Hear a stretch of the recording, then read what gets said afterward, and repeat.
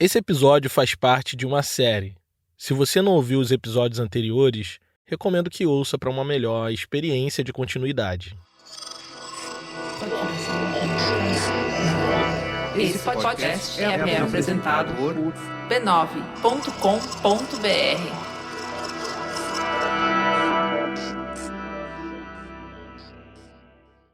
Durante milênios, pesquisadores, cientistas, intelectuais e pessoas comuns do Velho Mundo estiveram convencidas de que todos os cisnes do mundo tinham penas brancas e, portanto, eram brancos.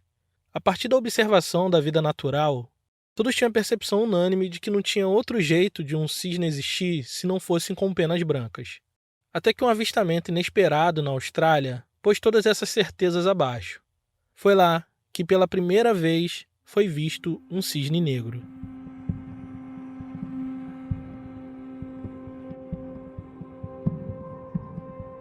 Em 2007, um estatístico e analista de riscos escreveu um livro inteiro sobre o que ele chamou de A Lógica Cisne Negro. Inclusive, esse é o título do livro. Ele usou essa história do cisne negro descoberto na Austrália como alegoria para explicar como eventos totalmente imprevisíveis podem mudar completamente o rumo das coisas. Nassim Taleb, o autor do livro, defende que um evento cisne negro tem 3 características principais: raridade, extremo impacto e previsibilidade retrospectiva, ou seja, é facilmente explicável depois que já aconteceu. Mas no momento que acontece, é praticamente impossível de prever. Quando o primeiro tiro de canhão cruzou o céu do Rio de Janeiro em 1910, absolutamente ninguém esperava que pudesse ser uma rebelião de marinheiros. Aquilo estava completamente fora da curva da previsibilidade para aquela quadra da história. O cidadão comum da cidade, apesar do susto, seguiu sua vida certo de que aquele barulho estava dentro do controle das autoridades. O presidente da República achou que fossem seus adversários políticos tentando um golpe de Estado para tirar ele da cadeira presidencial. Mas ninguém, absolutamente ninguém, pensou na mínima possibilidade de que a escória social humilhada na Marinha por tanto tempo pudesse estar se rebelando. É fácil explicar o que aconteceu naquela noite de 22 de novembro de 1910. Tinha chibata, os salários baixos, os sindicatos ingleses, a divisão racial e social, a herança escravocrata, tudo isso navegando calmamente em caríssimos navios de ponta comprados por um país em pedaços. É óbvio, estava tudo lá. As pequenas revoltas em Rio Grande, o encouraçado Potemkin, os marinheiros russos no Báltico, a carta ameaçadora do Mão Negra. Olhando daqui, do presente, é fácil explicar. Ninguém imaginava que ao olhar os marinheiros em revolta no Mar da Guanabara, estavam avistando pela primeira vez um cisne negro. Um acontecimento raro, de extremo impacto, que mudaria o rumo de todas as coisas. Meu nome é Thiago André e esse aqui é o História Preta. Você está ouvindo a temporada Cisne Negro, episódio 4, Almirante Negro.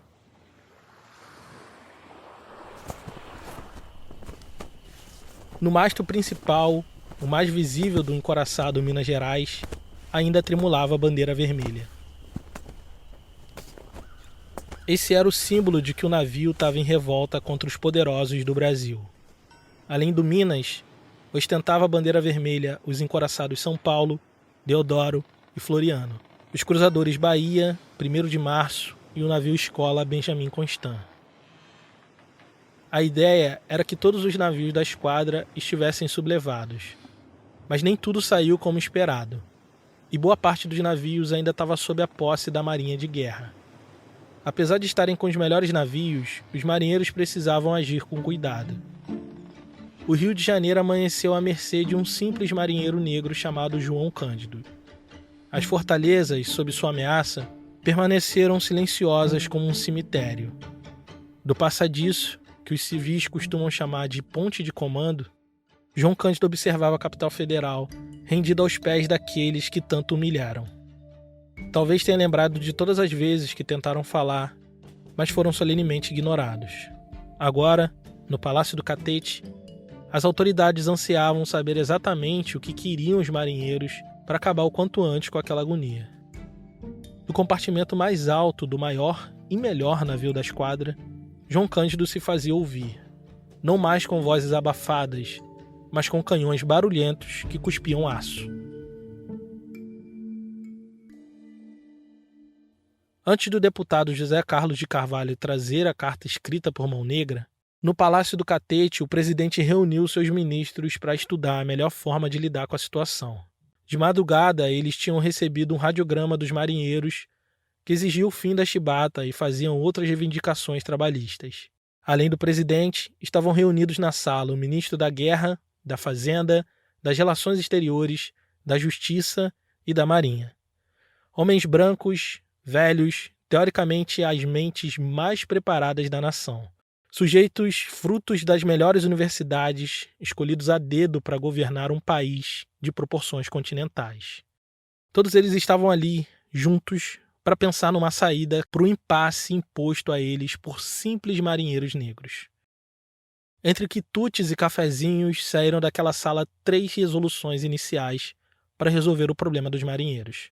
Primeiro, as autoridades não deveriam permitir o desembarque de marinheiros em nenhum outro lugar que não fosse o arsenal de marinha. Segundo, ninguém estava autorizado a responder os radiogramas dos rebeldes. E terceiro, se os rebeldes não se rendessem, o presidente mandaria torpedear os navios revoltados.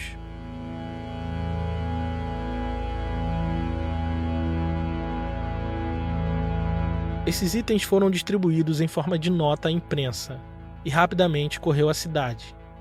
De todas as coisas ditas, a que mais ecoou foi a ameaça de bombardeio por parte do presidente. Na manhã seguinte ao levante, os principais jornais publicaram sobre o caso na primeira página. A madrugada tinha sido de explosões e barulhos de bomba. Os cariocas, acostumados a presenciar revoltas e rebeliões, estavam em estado de alerta para entender o que de fato estava acontecendo. As manchetes alarmantes dos jornais, junto com o boato de que o presidente iria bombardear os rebeldes, deixou todo mundo em pânico. As pessoas sabiam da capacidade bélica dos novos encouraçados e temiam que aquela gente rude que tomou os navios pudessem bombardear todos os civis sem nenhuma piedade. A notícia de um incidente trágico já tinha corrido a cidade. Uma bomba direcionada ao arsenal de marinha errou o alvo militar e acertou uma casa no Morro do Castelo, no centro da cidade. 2 crianças morreram e alguns adultos ficaram feridos. Os marujos, mesmo em condições precárias, juntaram seus salários para indenizar a família ignorada pelo Estado. Isso agravou o pânico geral e prejudicou a imagem dos marinheiros. O corre-corre generalizado começou com os moradores dos bairros mais próximos da Baía de Guanabara. Botafogo, Flamengo, Catete, Glória, gente mais abastada que anos antes tinham saído do centro para inventar a Zona Sul. Composições de trens levaram pelo menos 3.000 pessoas para a cidade de Petrópolis, na região serrana. Famílias residentes da Zona Sul migraram em massa para o subúrbio da cidade pelas largas avenidas recém-construídas, como eram o caso da Avenida Central, que hoje chamamos de Avenida Rio Branco. O que é irônico, porque para construir essas ruas, a elite derrubou diversos cortiços e moradia de gente preta e pobre. Esse povo sem casa precisou subir os morros ou ocupar os subúrbios, longe do centro, numa zona ainda rural. Quando a coisa apertou, essa mesma elite higienista correu para os territórios periféricos da cidade para tentar salvar suas vidas. O que nenhum deles sabia é que a notícia de revide do presidente era apenas um balão de ensaio, uma notícia plantada para saber a reação dos rebeldes frente à ameaça de ataque.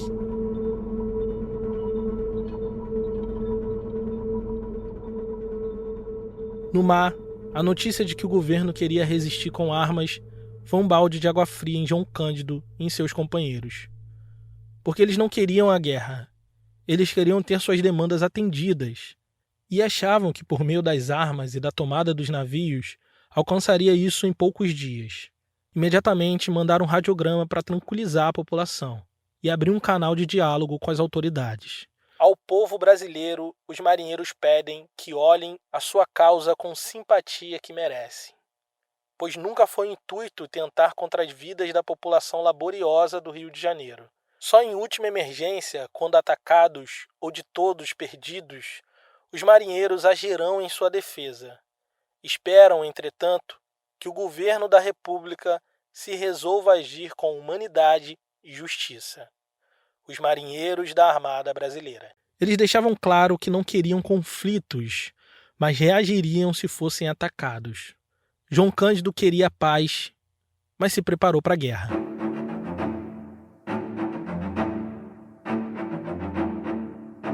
Navegando pela Baía de Guanabara, João Cândido manteve a esquadra revoltada em constante movimento. Ele ordenou que os marinheiros dos navios menores passassem para os maiores, a fim de complementar as guarnições e não desgastar a tropa. Esse foi um dos principais problemas que levou eles à revolta. Navios gigantescos e poucos marinheiros. Muito trabalho e pouco descanso. Ficaram em capacidade máxima de pessoal o Cruzador Bahia, o Deodoro e os encouraçados Irmãos, São Paulo e Minas Gerais. Sob o comando de João Cândido, o Minas Gerais se tornou o navio capitânia da esquadra revoltada. O navio capitânia é um navio como outro qualquer, mas recebe esse nome porque é nele que se encontra o comandante de operações marítimas de uma esquadra ou frota. É no capitânia que embarca o almirante mais antigo, responsável por liderar manobras militares. No caso dos revoltosos, o líder inconteste era João Cândido, um homem simples, negro e gente do povo. No topo do Minas Gerais, ele vestia um gorro de pano e um uniforme branco já surrado pela vida dura no mar.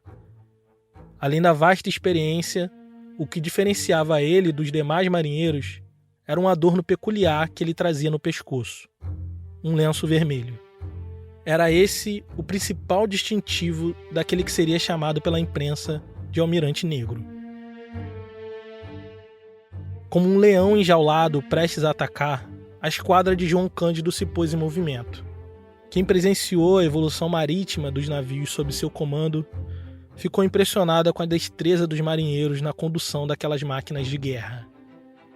Naquela época, a Baía de Guanabara era um pouco diferente dos dias atuais.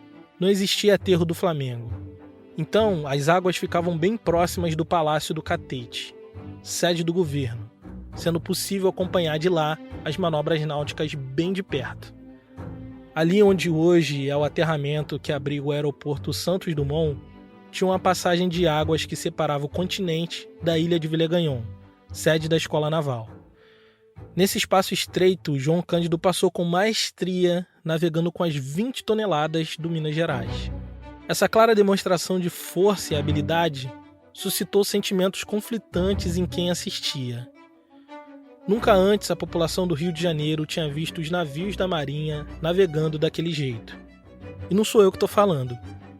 É o que dizem as reportagens dos jornais nacionais e internacionais, como é o caso do New York Times. Naquele dia, pela primeira e única vez na história, a Baía de Guanabara, muitas vezes disputada por potências europeias, estava sob domínio de um novo líder. Um líder vindo do povo, João Cândido, o Almirante Negro. O governo se viu impotente. O que restou da marinha parecia ser insuficiente para enfrentar os navios mais poderosos que ficaram em posse dos rebeldes. Os legalistas estavam em maior número, um pouco mais de 2.600 militares da marinha contra 2.300 marinheiros dos rebeldes. Os marinheiros tinham dado um nó tático no governo, que se atacasse, corria o risco de ser bombardeado e perder a batalha. Se bombardeassem os marinheiros, poderiam também afundar os navios, que custou caríssimo, em dinheiro e capital político. O jeito foi sentar e conversar. E como vimos no último episódio, o escolhido para a tarefa tinha sido o deputado José Carlos de Carvalho, que gozava de prestígio entre os marujos e tinha sido comandante da Marinha. O deputado visitou São Paulo e depois o Minas Gerais, e voltou do encontro com o seu relato pessoal das coisas que viu e a carta manifesto escrita por Mão Negra. Os marinheiros, de 1910, eles vão apresentar um projeto. Esse é Álvaro Nascimento, doutor em História, professor da Universidade Federal Rural do Rio de Janeiro e bolsista de produtividade em pesquisa do CNPq. Há mais de 25 anos, pesquisa a Revolta dos Marinheiros de 1910. Eles perceberam o seguinte: muitos problemas que ocorriam cotidianamente eram trazidos por oficiais que batiam excessivamente, usavam desse poder excessivamente, sendo muitas vezes causando geralmente torturas, mas também de marinheiros que, segundo eles, não sabiam vestir a honrada farda. Foi um termo que eles teceram. Esses eram marinheiros que tinham problemas de alcoolismo, endividamento por causa de jogo e acabavam não cumprindo com seu dever a bordo. Então o que eles faziam? Bom, esses marinheiros acabam tendo que tomar muita chibatada e às vezes eles arrumam confusão e põem todo mundo... acaba eles sendo chicoteados e outros marinheiros sendo chicoteados, às vezes que não tinham nada a ver com o assunto. Tá? Então, um ponto importante do manifesto era um plano de recuperação educacional para esses quadros de marinheiros que estavam em vulnerabilidade social e apresentavam um comportamento incompatível com a farda que vestiam. Uma visão iluminista interessantíssima. Eles não querem castigar os indivíduos, eles querem recuperar, educar esses indivíduos. Isso é incrível para a época. As coisas mais interessantes que tem no projeto apresentado por esses marinheiros. Tá? Um outro ponto levantado no Manifesto dos Marinheiros era a respeito dos baixos salários e a adequação da tabela de serviço. Ao contrário de aumentar a quantidade de marinheiros a bordo, os ilustres oficiais tentavam forçar os marinheiros que tinham a fazer o trabalho 10, 12 vezes maior que sua capacidade. Como é que se faz isso? Implantando temor, através de castigos físicos. E é nessa trilha que vem a proposta de mudança mais conhecida deles, o fim da chibata e dos castigos físicos. Era acabar com o código, eles falam o código que permitia os castigos corporais, reformular esse código. Os aviltava e os humilhava cotidianamente. Percebe que o projeto dos marinheiros segue uma lógica? Eles puxam uma trilha, vão na raiz do problema e propõem uma solução que não trata só o sintoma, mas o real problema. Melhores condições educacionais, melhores condições de salário e trabalho e reformulação das leis que permitiam que os castigos físicos ainda fossem aceitos a bordo dos navios da Marinha. O que faz de João Cândido um almirante negro não é só sua capacidade de executar manobras e estratégias militares nas águas da Guanabara. É também o fato de estar na liderança de um movimento que desenhou um projeto de modernização estrutural da Marinha do Brasil, a partir de baixo, a partir do seu capital humano. Restava saber se os almirantes encastelados, os almirantes brancos, iriam acatar a sugestão dos marinheiros.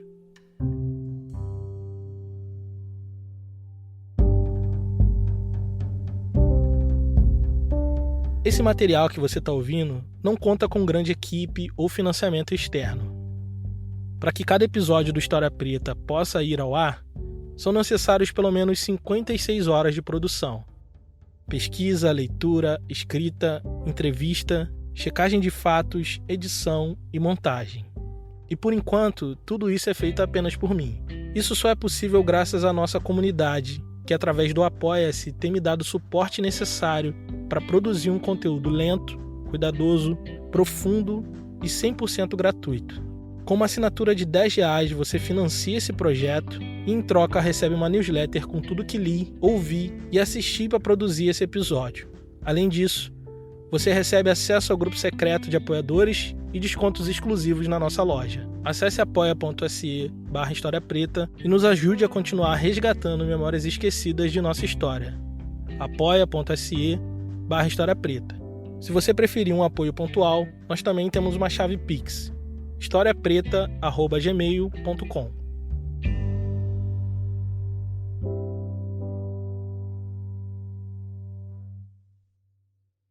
O deputado José Carlos Carvalho voltou do encontro com os marujos trazendo consigo a carta manifesto e a entregou a Hermes da Fonseca. Os senadores solicitaram que fosse lida em plenário, mas o pedido foi negado pelo presidente da República. Inclusive, o conteúdo da carta, o projeto desenhado pelos marinheiros, não veria a luz do dia. Ficou escondida do grande público por anos no Arquivo de Documentação Histórica da Marinha e foi tornada pública muitos anos depois, quando Edmar Morel publicou uma cópia no seu livro A Revolta da Chibata. Sem saber o conteúdo da carta, aos parlamentares restou ouvir direto de José Carlos Carvalho o que ele viu e ouviu dos marinheiros. O deputado estava absolutamente impactado e fez um discurso emocionado a respeito das condições dos marinheiros. Para convencer das coisas que diziam, os rebeldes mostraram a ele as condições físicas de Marcelino Rodrigues, o marinheiro chicoteado 250 vezes no convés do Minas Gerais. Senhor presidente, as costas desse marinheiro pareciam uma tainha lanhada esperando ser salgada. O deputado atestou que os marinheiros estavam desesperados. No limite da vida, cometeram essa desgraça. Eles queriam seus direitos garantidos e pediram a ele a anistia de seus crimes cometidos no impulso de querer uma vida melhor para os trabalhadores do mar. A anistia é um recurso jurídico que busca perdoar os crimes cometidos em momentos excepcionais, fora da normalidade da vida. Os marinheiros relataram ao deputado que tentaram falar por meios legais, mas as circunstâncias fizeram com que eles estivessem naquele estado de coisas. Terminou seu relato em tom grave. Não sei o que aquela gente vai fazer, mas do que pude depreender da exaltação dos ânimos e os planos dos chefes, a situação é gravíssima. O relato do deputado, junto com o estado físico de Marcelino, fez a revolta dos marinheiros cair no gosto popular. Rui Barbosa, o velho senador, homem extremamente popular e adversário político de Hermes da Fonseca, fez coro com seus colegas e encampou um projeto que pudesse atender às reivindicações dos marinheiros e concedessem a eles a anistia desejada.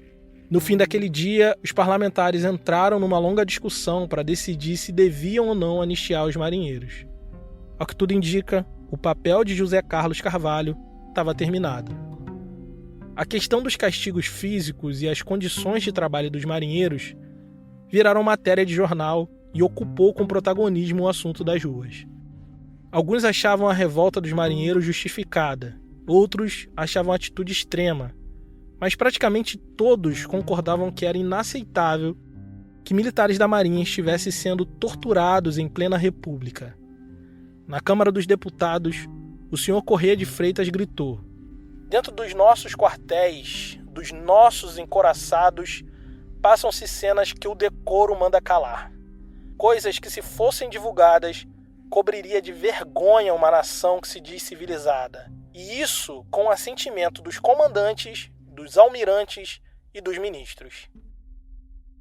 Essa comoção toda deixou a oficialidade ultrajada com tudo que estava ocorrendo. Se sentiam traídos pelo deputado José Carlos Carvalho, que, mesmo sendo um oficial da Marinha, se sentou e apertou a mão dos assassinos de seus irmãos de armas.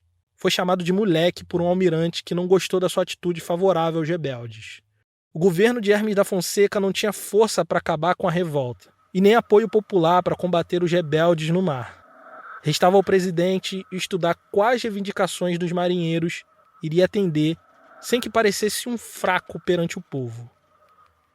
Com apenas 8 dias de governo, se viu encurralado por marinheiros negros, vindos do mais baixo extrato social do Brasil. Se mostrasse fraqueza, o que viria depois?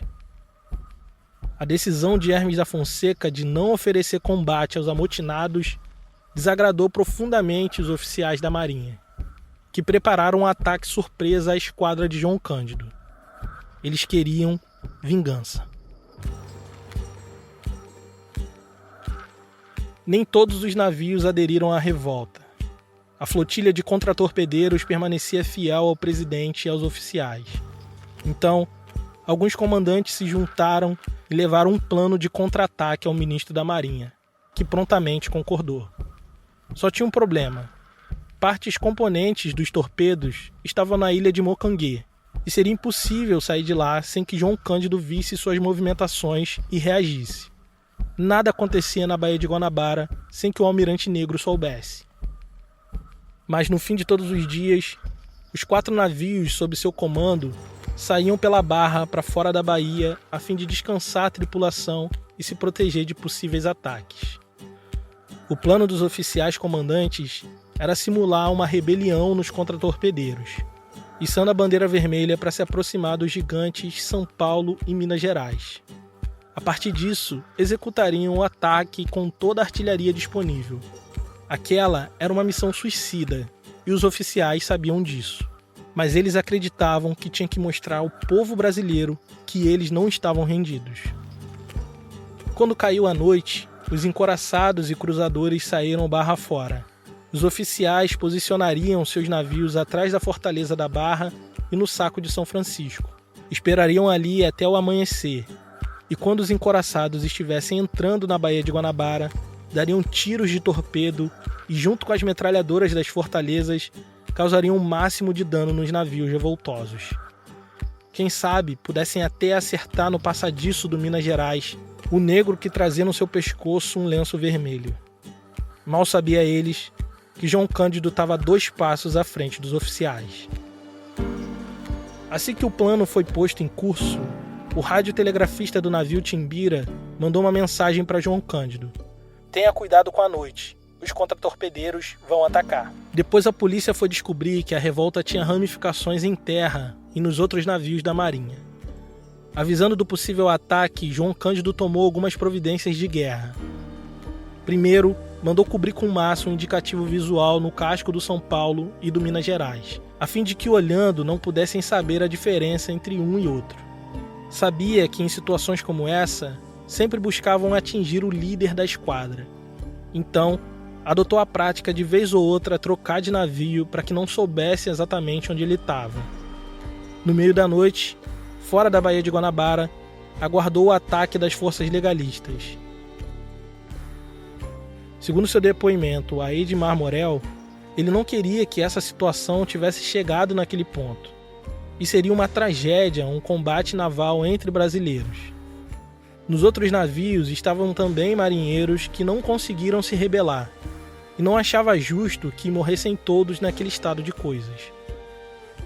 Naquela noite, ordenou que apagassem todas as luzes dos navios para dificultar a detecção a olho nu, e esperou pelo pior. Mas o pior nunca chegou.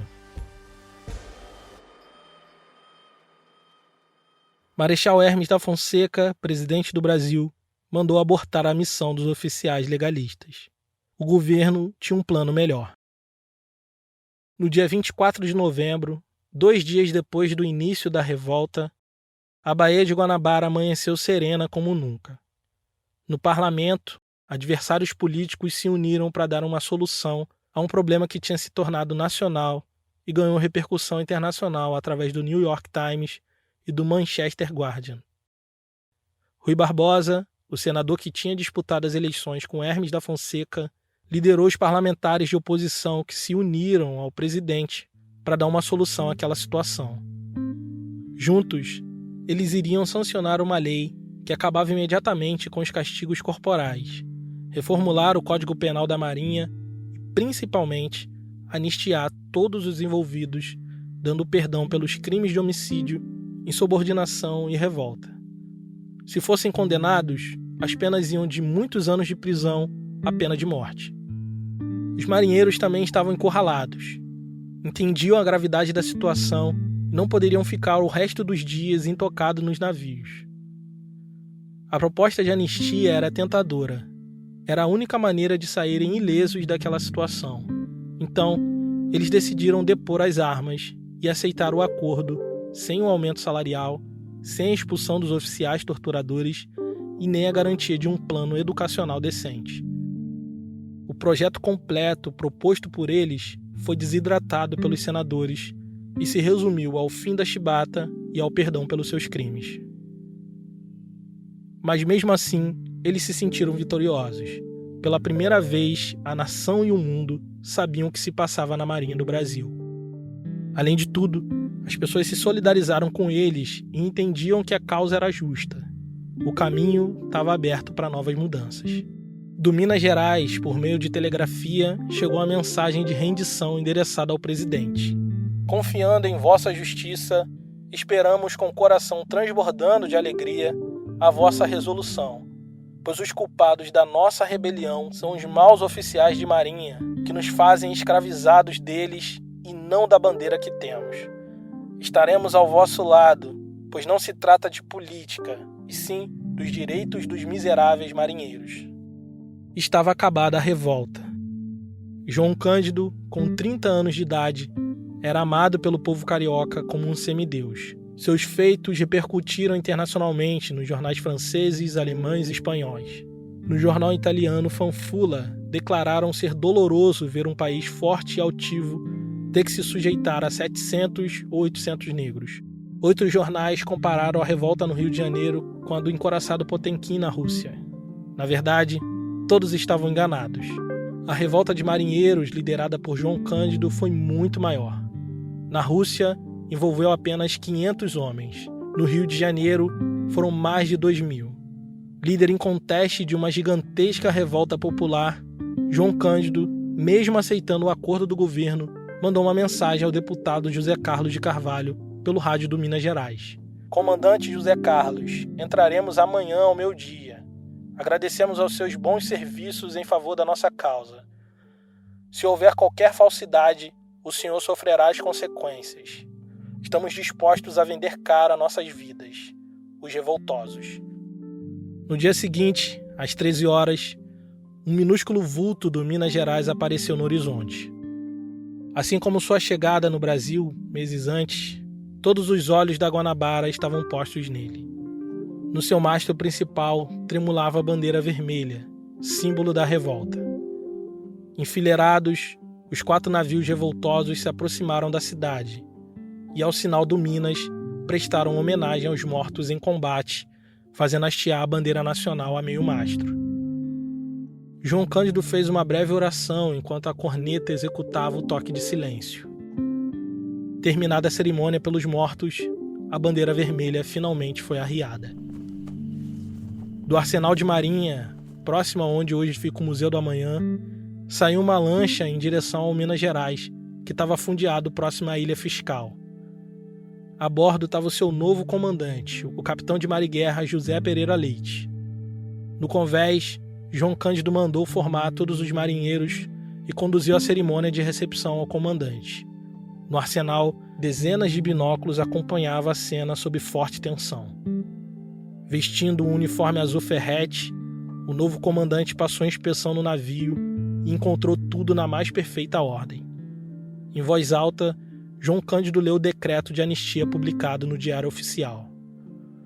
Depois disso, o líder da revolta deu um passo à frente, retirou o lenço vermelho do pescoço e guardou no bolso.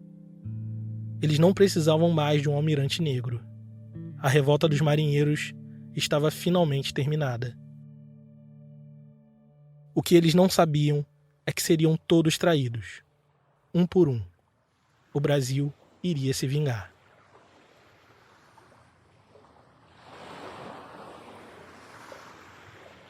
Esse podcast é uma produção História Preta. Considere nos apoiar em apoia.se/História Preta ou no Pix historiapreta@gmail.com. A ficha técnica e a bibliografia utilizada estão nas notas do episódio. Obrigado por ouvir e até a próxima.